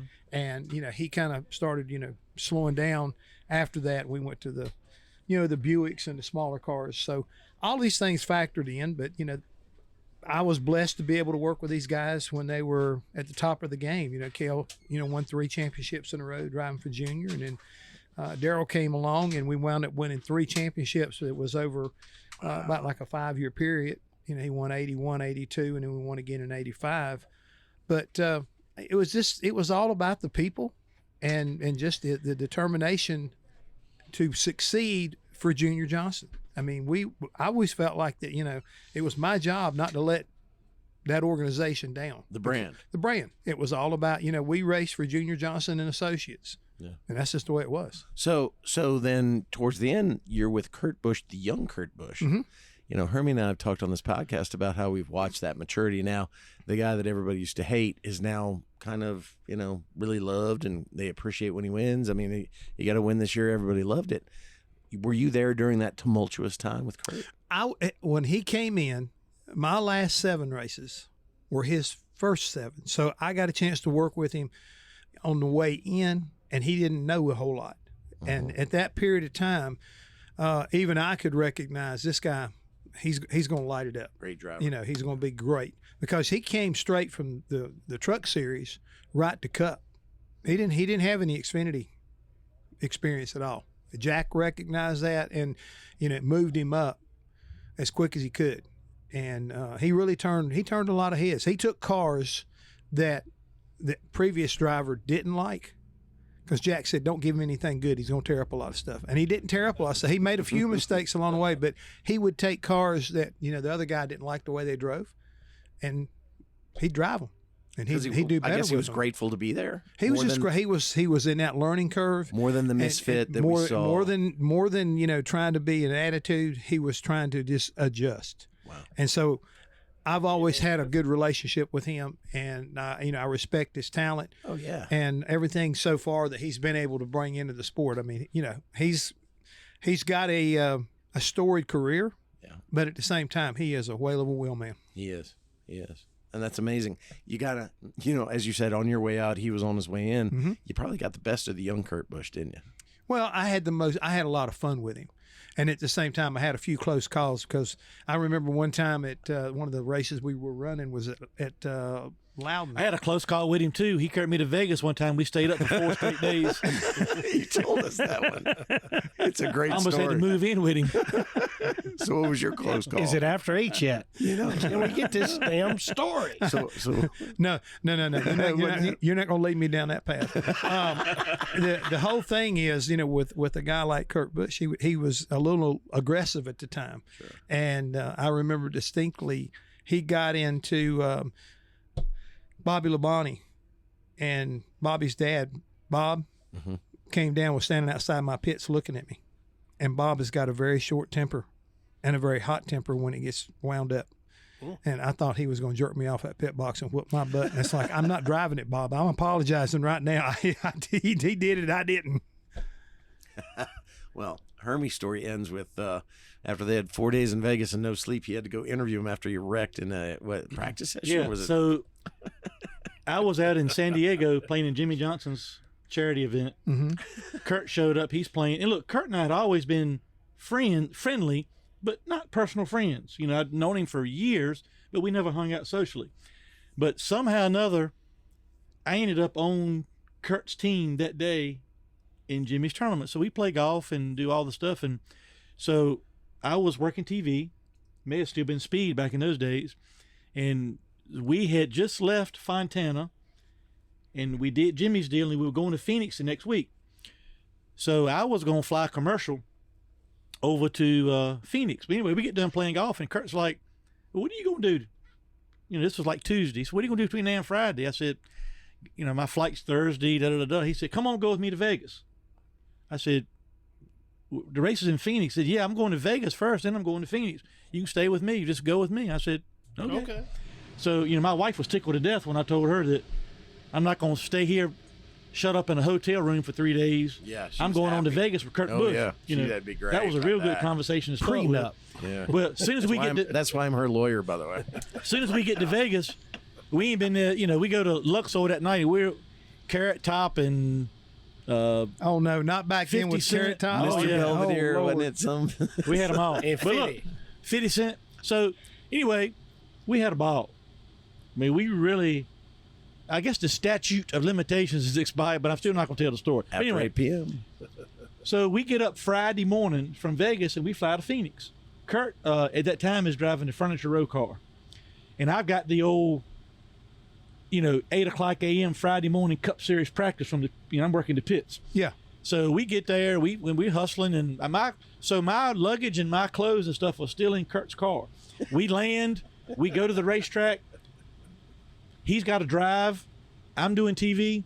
Well, 5 minutes into the first practice, Kurt hits the wall in the 78. Crash. Yeah, And whoever was That's what happens when you spend 4 days and 4 nights. whoever was covering his side of the, because first thing I thought, you know, we had a garage map. You know how we used to do it. Yeah. I didn't have Kurt. So first thing I looked up when Kurt hit the wall, I looked at it, I said, thank the Lord. He's not my responsibility. Don't have to do it. So whoever was doing the other side of the garage told their producer, right, I ain't not even trying to talk to Kurt right now. So, you know, producer Pam Miller or whoever it was at the time says, Hermie, aren't you and Kurt buddies? Go talk to Kurt. We got to hear from him. I'm like, sure we are. We just spent 4 days together in He Vegas. has my laundry in We his know trunk. each other in a way that I never thought we know each other. I'll go right over there and get this story for y'all. Stand by. So I walk over there, and as I'm walking up, Kurt says, "What the bleak? Would you possibly want to ask me a damn all that?" And I just hit him and talked back, and I said, "Kurt don't want to talk right now." But you know what I did say? That he ended up apologizing because look, my clothes were still in his rental car. But I went up there and I tried to interview him, and he threw all that stuff at me. I said, "I tell you what, Kurt, no problem. But as long as I'm doing TV, I'll never interview you again because I'm just doing my job just like you're doing yours." And he came back to me in between practices and came over and apologized and all that. But I thought, I said, me and clearly, Kurt Jeff, you had a better sure he'll time talk to me. than he did with Kurt. Well, the thing is, I have been in Vegas with Kurt Busch, but I waited to the season to end, and it was really a fan club thing. He had, I don't know, you remember those NASCAR club type things they had, with the restaurant and arcade kind of attached to it. He had a big fan club meeting there, and I happened to be in Vegas for the National Finals Rodeo, and he said, "Hey, how about come on out and we're going to have a dinner and everything, so I'd like for you to come be a part of it." Because, I was not his crew chief at that time. I was going into television, and that was it, and all this kind of stuff. But I went and spoke on his behalf, and I told him right then and there, I said, the thing about Kurt Busch, I've only worked with him for 7 races, but it didn't take me very long to realize he's got a lot of championship traits, and he will wind up being a Cup champion. And everybody loved that, and Kurt loved that. So I ended on a much better note, I guess, than you did. Well, take it from me. Don't go to and Vegas. your laundry wasn't in the trunk of his car, exactly right. So I never made that mistake. I think Kurt respected Jeff more than he did Hermie. Clearly. Well, the thing is right now, but I've never hurt Kurt Busch. I think Hermie might have. Oh. Well, it's some stories that we can't get. Well, but you gotta won't understand this. Correct me if I'm wrong, Hermie. You are older than Kurt Busch. Oh yeah, I'm sure. Yeah. Okay, so you were leading a young man down whatever kind of trail That's you were not, leading.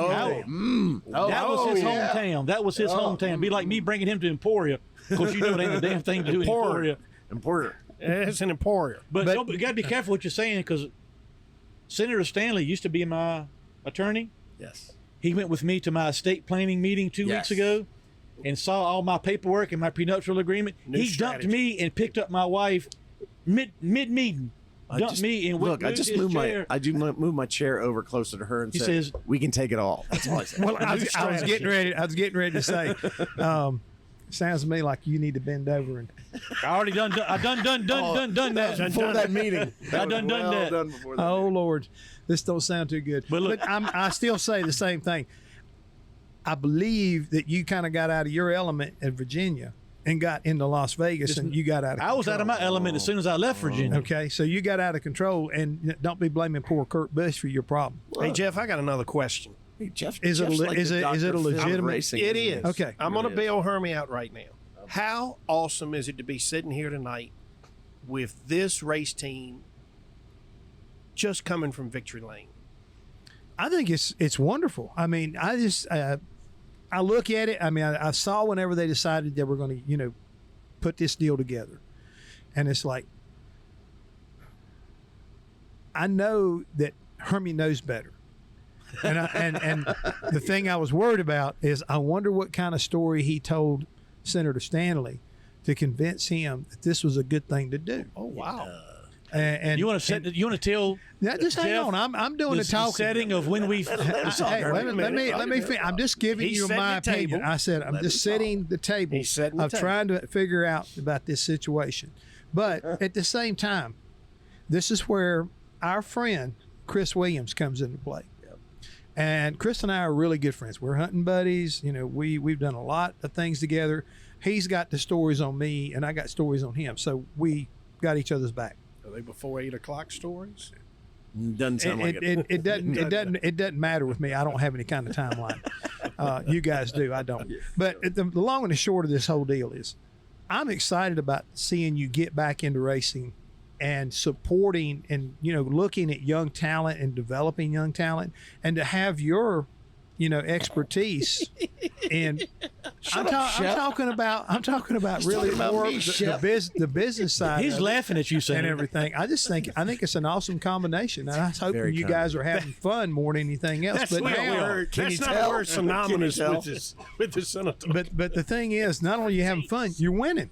Yeah. And I'm excited for Ryan Newman. Ryan Newman and I have known each other a long time. We've been in the hunting camps together, but to see him in his waning career, or I'm not going to say he's done with racing, but at the same time to see him in the modifieds, and he's always been able to do a really good job when he gets behind him. Very smart, got a lot of talent, and tonight to be able to come here and make history, is phenomenal. And so you drove guys such did a smart race, and we had a great, with Phil Stefanelli, PSR, Neil. By the way, I need to know before we sign off with Jeff, is Phil Stefanelli going to come do a little wrap-up segment on the show tonight? Oh my God, that would be a boring way of killing the show. But no, because he's Mr. Excitement. Mr. Personality, Phil Stefanelli. So Jeff, in a long story short, it starts in two ways.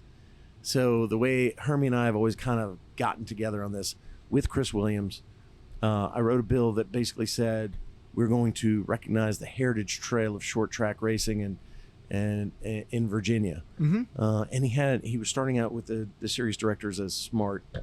We sat down, I was in Richmond, we had like a 2-hour conversation. I was totally sold on because we need this for our rural areas. We were talking about earlier. Right.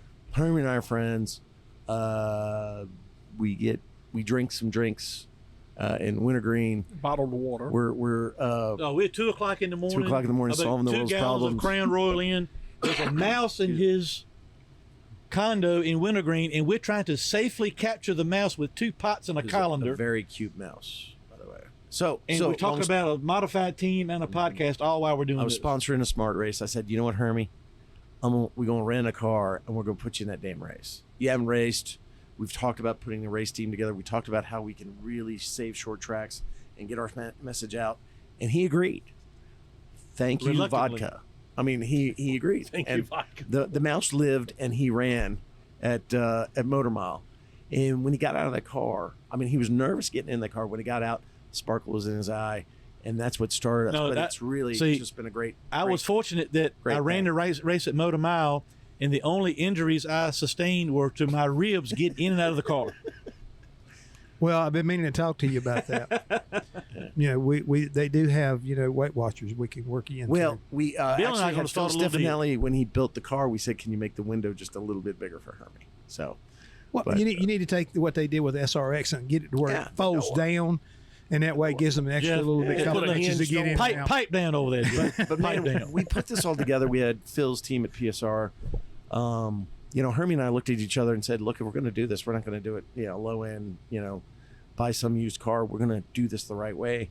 And it's amazing to see what we've done, not just with the race team, but with the podcast and getting our message out and really fighting to save these short tracks. And small businesses. Most every racer out there is putting their own money in there, their own sweat and tears. They're missing a day of work. This is real racing.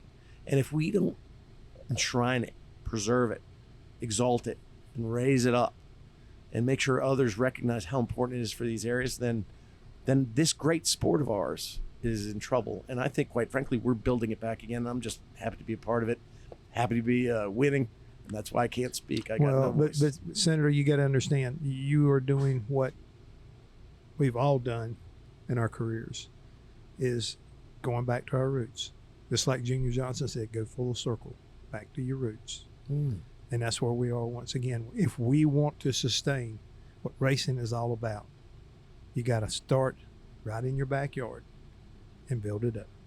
Reverend Jeff Hammond, the Church of the Short Track and the history. Jeff is no more fitting person to have on this podcast than you tonight, by being right here at North Wilkesboro. So thank you. Thank you for your friendship.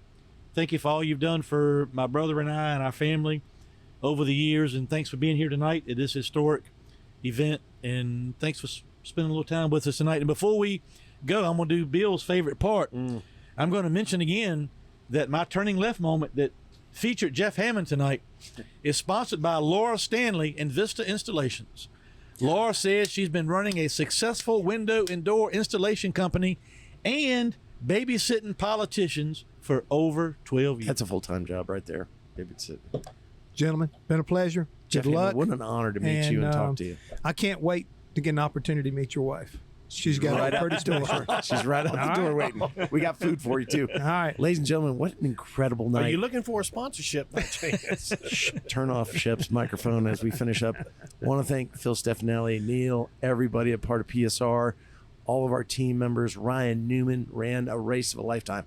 What a great strategic race he ran. Look, it's on a total this course. team effort. It starts at the shop, as Jeff will know. Starts at the shop. What did he take the lead with about 5 laps left? About that, 6 or 7, yeah. 5 laps, see? 5 to go. I was paying attention. But Some of us were in tell he the was holding infield, and some of us were, like, outside the fence. And back. Yeah, okay, Shep. So are we getting Stefanelli on, or are we it saving him was for 7. I told you it was 7. It was 7 laps. All right, look, Thank you, Neil. We're going to cut loose here, take another short break, come back with a short 5 or so minute segment. We want to get Neil and Phil Stefanelli on to talk about the win briefly before we sign off on today's show.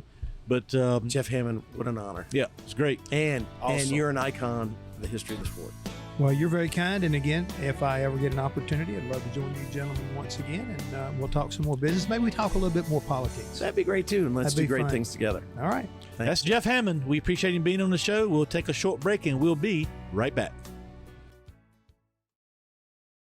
If someone relies on you financially, your spouse, your child, anyone, life insurance gives you the peace of mind that they'll have a financial cushion if something ever happens to you. By making it easy to compare your options from top companies, Goliath Life helps make sure you're not paying a penny more than you have to for the life insurance coverage you need to protect those you love. At GoliathLife.com, you can compare personalized quotes from top companies to find your lowest price. The process is fast and easy with no hidden fees, upsells, or hassles. Goliath Life is your one-stop shop to find the life insurance you need at the right price. Head to GoliathLife.com to get your free life insurance quotes and see how much you can save. That's GoliathLife.com. Are you feeling stuck making minimum payments on your credit card debt? SaveWithConrad.com can help, and you don't need perfect credit or money out of your pocket to do this. NMLS number 65084, equal housing lender. Oh, and did I mention no house payments for 2 months? Get rid of your credit card debt and lower your monthly payments right now at SaveWithConrad.com. And we're back, leaning right and turning left with Sadler and the Senator, powered by Pace-O-Matic.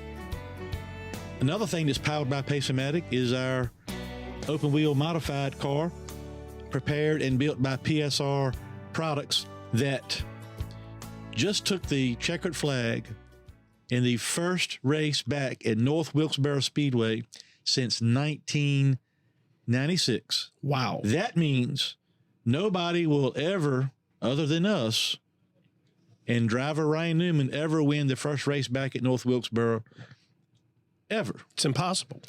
So I am honored and thankful that the two people in charge over at PSR Products, Phil Stefanelli, Neil Cantor, the crew chief, you guys, let's just be honest, left after the last Smart Series race at Caraway.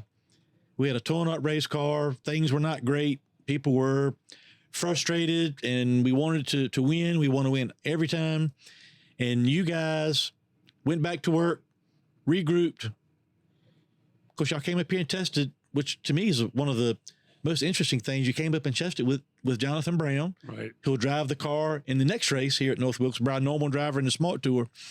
But put everything with Caraway and all that behind you and came to North Wilkesboro today. It looked like with a plan, and executed the plan from the first lap of practice all the way to the last lap of the race. So from me and Senator Stanley and Shep Moss, who's still here with us, congratulations on certainly the biggest win ever for Sadler Stanley Racing. And I just assume for you guys, one of the biggest wins you've ever been a part of. Historic. Absolutely. Phil? Yeah, it was amazing. It was amazing. We, me and Neil had a plan the whole time, got everybody together, and we executed it I think, perfect today.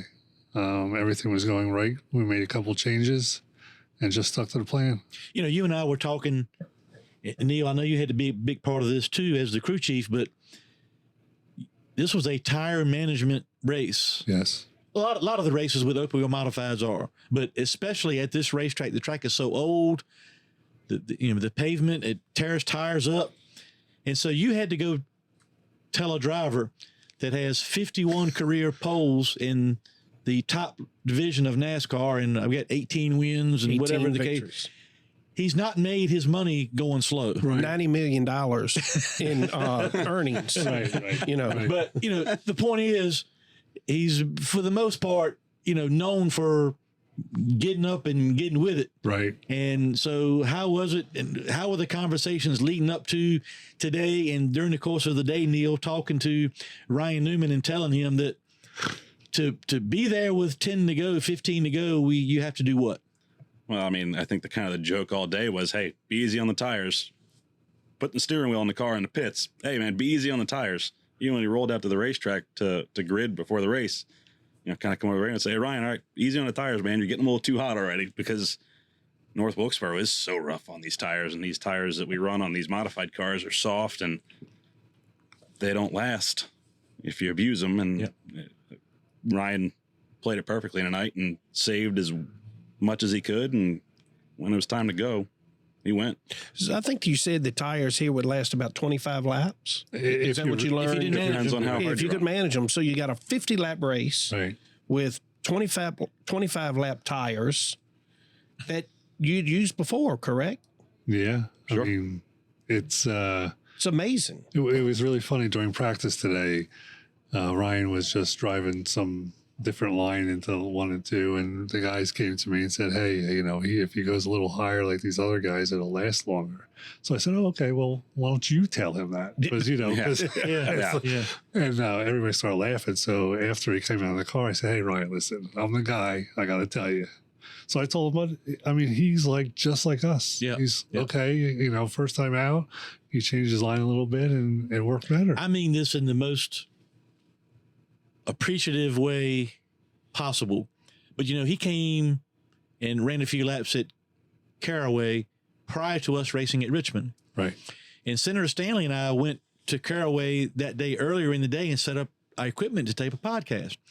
And Ryan was coming, you know, and we hadn't even talked to Ryan about doing the podcast. You know, Senator Stanley just thinks, hey, just tell Ryan we're doing this, tell this guy we're doing that, tell him we're doing this, and everybody's just supposed to do it. And but as you know, we're waiting for Ryan to get there, and I said, Bill, just don't be disappointed if Ryan is not as outgoing or enthusiastic as you want him to be. Sure. Because I've known him a long time, and he's hard-nosed, all about business, all about racing, but, you know, that can be sometimes mistaken for not being friendly, but when he's in that environment. But once he showed up, even at Caraway, before the practice, he got out and was talking to everybody. And same way with my brother. You know, I mean, you know, I love my brother, but like, until he retired from full-time racing and got that load and that pressure of that constant having to do stuff for other people and be pressure from sponsors and pressure to compete and all that. As soon as my brother retired, he all of a sudden was like, different person. What happened to you? You know, and now with Ryan, he just seems to me to be having more fun and is more relaxed. And even though we were all, I think, semi-disappointed with the finish at Richmond, not how we ran, right, but the finish.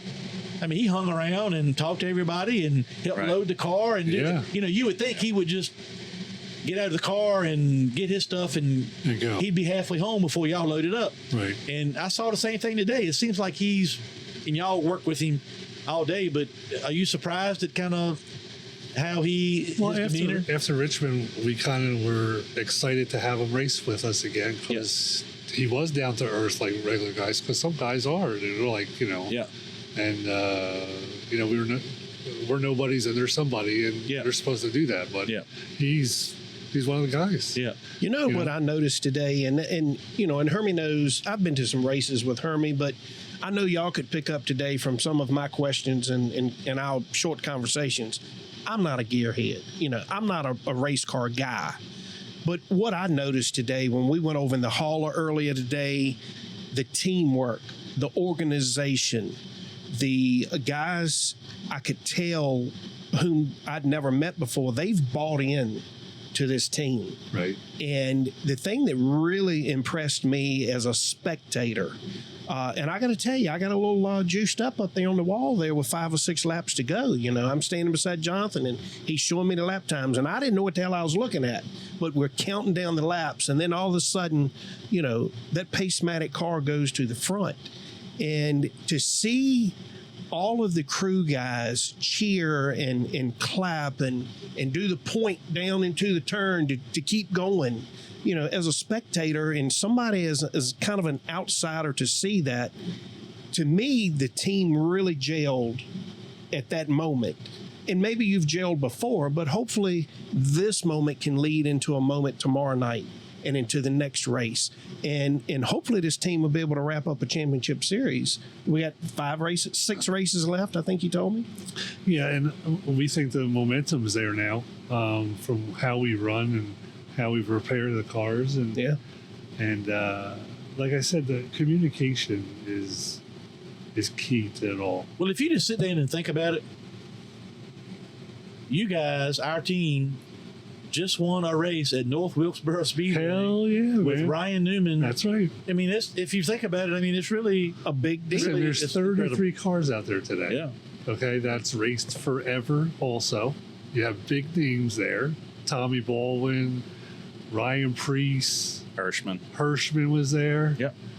And not only did you win, you beat the best. We just kicked the ass. Yeah, beat the best. Well, we got to ride the elevator too. That's right. We got the elevator. Well, you really should be commended because, again, your team just looked, when he would come back in from those practice laps, everybody knew what job they had. They got on it. They did it. It wasn't any bitching or moaning or groaning or griping. It's hot as Hades out We here. have a good group of guys. I mean, these guys got on it, and I know that y'all appreciate them, but what little bit I had to do with it, which is nothing, I appreciated everybody's effort because you could see the team is just working. And we can all come together and agree on the fact that thanks to Pacematic. Yes, absolutely. Because they obviously are partners with Bill and I in our crusade to protect small businesses against government overreach.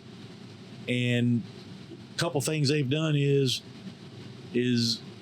enabled us to put this race team together, enabled us to do this podcast, to give us a platform to keep our message out front. And there's no bigger way to send a message and to get Pacematic heard and get Pacematic media. There's not a race we'll run all year in an open wheel modified that'll get more coverage, mainstream coverage, than this car will get tonight. Ryan will get, PSR Products, Pacematic, all the people that are involved in this team. So congratulations on a great night. I know you guys need to get to bed because you start all over and do it again tomorrow. No pressure, but a sweep would be, unbelievable. Yeah, it would be. Nothing beats winning. Nothing beats winning. World. Yeah. I think in the fine print, there's big bonus for that one. Big bonus. That's right. Oh, yeah, I already owe my night at Top Golf. That's right. So we have to I have can only something imagine else. what You the know sweep, what the sweep's going to entail. That's right. It might be a trip to Vegas. Maybe. You never know. Can we get Kurt Busch to come? But thank you guys for your hard work. Congratulations on a great win. Chip, we're going to wrap this one up. This is another edition of Leaning Right and Turning Left with Sadler and the Senator. We thank Pacematic. We thank Jeff Hammond. We thank Phil Stefanelli, Neil Canto, everybody that's been a part of this show. Next week, Shep, the show gets even bigger and better. I can't wait. Not only will we talk about tomorrow's race, hopefully the sweep, and some more leaning right moments and turning left moments, but we have an exclusive one-on-one interview that I did today with Dale Earnhardt Jr. Very exciting. It was very personal for me. And when Dale Jr. hollered at me, we went over there. It was awesome. And we talked and hugged. And Dale Jr. has had a special relationship with our family for a long time. And it was so much fun to catch up with him. But that'll be on next week's edition. And look what he's helped to do for this track. It's been great. It's been awesome. It's been great. He's giving back. Can't ask for anything better than that. Thank everybody for listening, and we'll be back next week.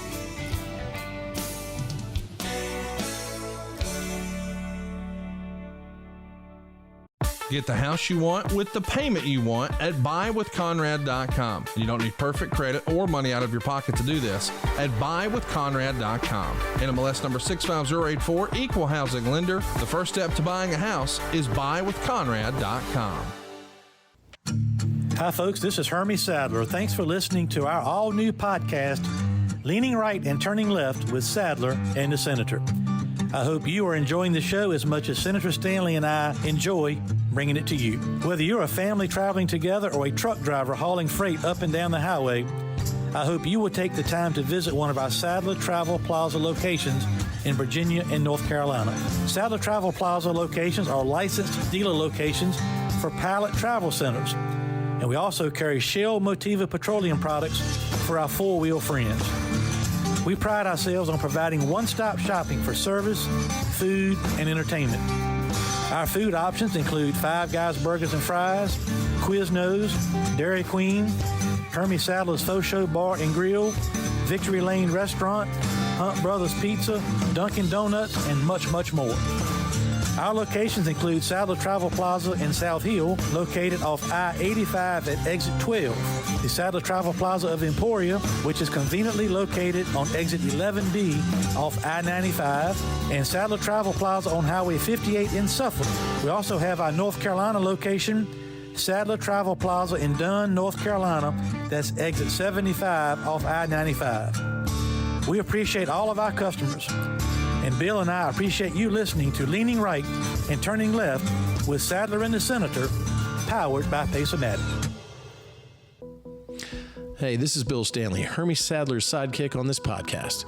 When I'm not in Richmond at the Capitol or doing this podcast, my real job for the past 27 years is as a trial attorney with the Stanley Law Group.